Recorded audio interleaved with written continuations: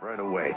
Got a controversy up at the State House. Well, where else would the controversy be? We just got over the holiday tree versus Christmas tree flap. We're going to get a nativity scene there later this week. And now comes a group that is really against the mixing of church and state. It supports the separation of church and state. It has decided to hang a Happy Holidays banner at the State House. What's the group up to? Let's ask Steve Ahlquist. He is the president of the Humanists of Rhode Island. Good morning, Steve.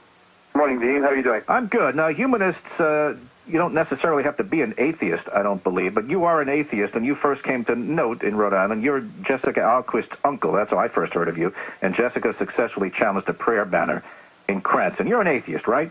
I am, yes. Okay, so tell me, what are you up to putting the Happy Holidays banner in the State House? Because I assume you're wishing us Merry Christmas and Happy Hanukkah. Those are the holidays you want us to be happy about, right? Well, our banner doesn't actually say Merry Christmas or Happy Hanukkah. It says that we want to celebrate the birth of Roger Williams this time of year, who was the founder of Rhode Island and the inventor of the concept of separation of church and state. Okay, that's fair. What does the banner actually say, and where is it? It's in the State House on the second floor in the circle up there outside one of the chambers, and it says, "'Tis the season to celebrate the birth of Roger Williams and the separation of church and state." Okay, so that's all it says.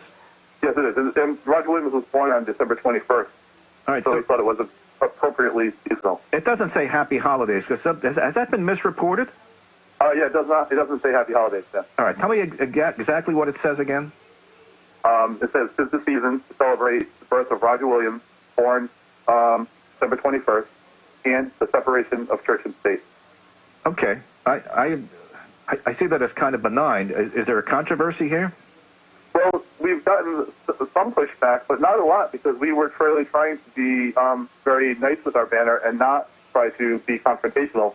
We really believe in the separation of church and state, and we don't necessarily think that religious symbolism should be displayed at the State House. But right, given the current law that it can be, we also want to gently remind people of the importance of the separation of church and state, and maybe give them pause to reconsider the proliferation of those kinds of religious symbols in the State House. All right. Now, you know, Roger Williams supported the separation of church and state, but I don't think it's sort of necessarily the way we see it today.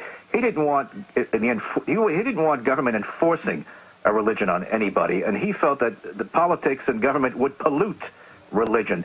I don't know that we can necessarily say that he would not want a Christmas tree in the State House, or that he would be against that, because I can't force my.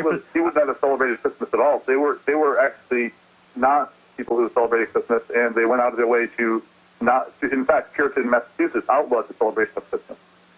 But in other words, I can't force my modern perspective and think how Roger Williams would have reacted to seeing a Christmas tree at the State House. I don't know that that's possible to do.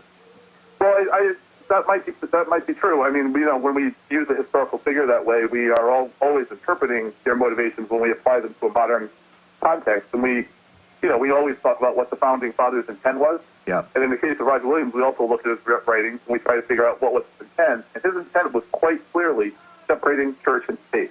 Right. And he felt that the state influenced churches improperly, and he felt that the church had no business being involved in the running of the state. All right, so you've put the banner up saying, "Let's celebrate Roger Williams." You're not sticking it then to anybody who wants a Christmas tree, or they're going to put a nativity scene up there this week too. You're not sticking it to them, are you?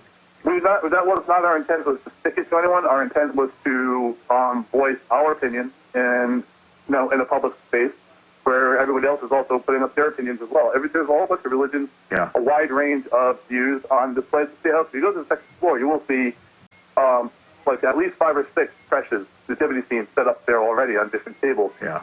And you will see, dozens, I think there's 2 to 3 dozen Christmas trees scattered around.